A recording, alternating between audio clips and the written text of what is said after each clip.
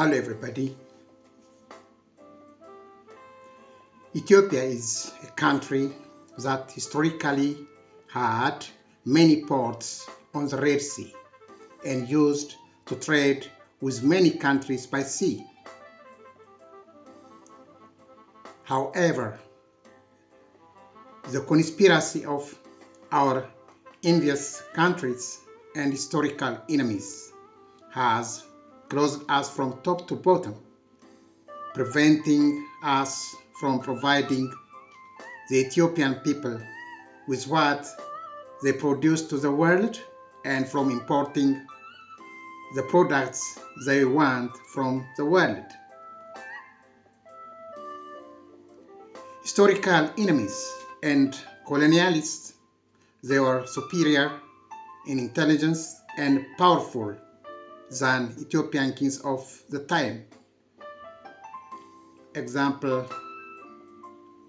England, France, Italy.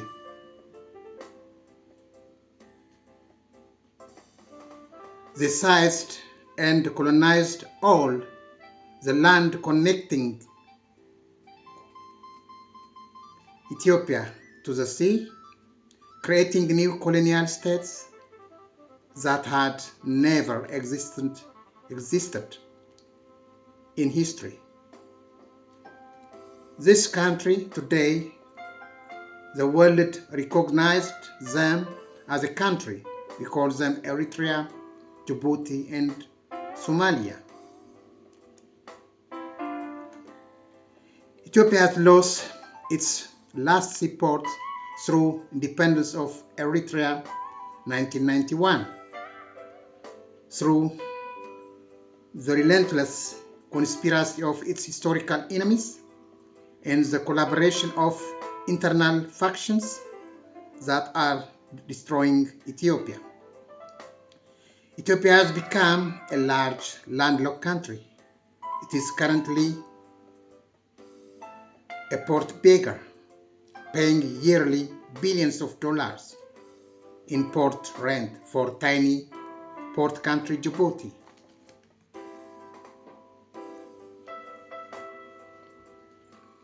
Currently, the Ethiopian government is trying to find other options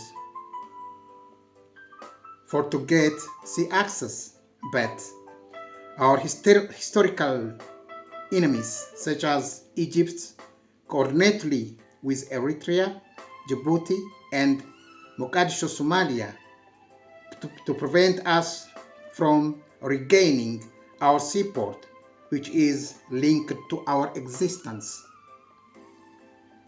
The main reason why Egypt and some Arab countries do not want Somaliland to become a state, it is not because they are concerned about the unity of Somaliland.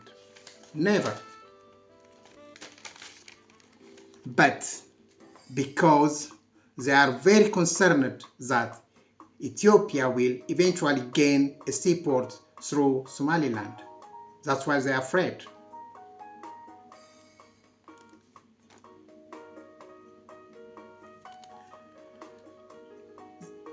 The majority of the Ethiopian people are becoming aware of the plots of our enemies and are realizing who is pitting us against each other. We still need to awaken the people even more. If you are united, the time will not be far when we will regain our seaport that was unjustly taken from us, just as we achieved our Renaissance Dam together. It is for a reason that we say we will return the seaport that was taken from us. The Eritrean separatists, Shabia and TPLF, actually took control of Ethiopia in 1991 and separated Eritrea.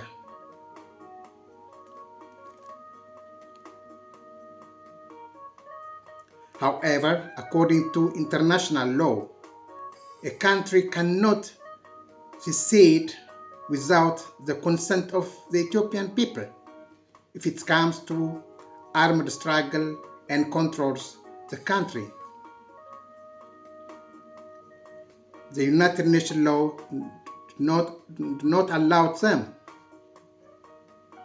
If world looking Eritrea through the lens of Somaliland, why do the United Nations, African Union, Arab League, and Westerners oppose Somaliland's bid for recognition of statehood, while you, who fully accepted the recognition of statehood for Eritrea without the consent of Ethiopian people, and when Ethiopia was under control of armed forces, Eritrean People Liberation Front and Tigrayan People Liberation Front.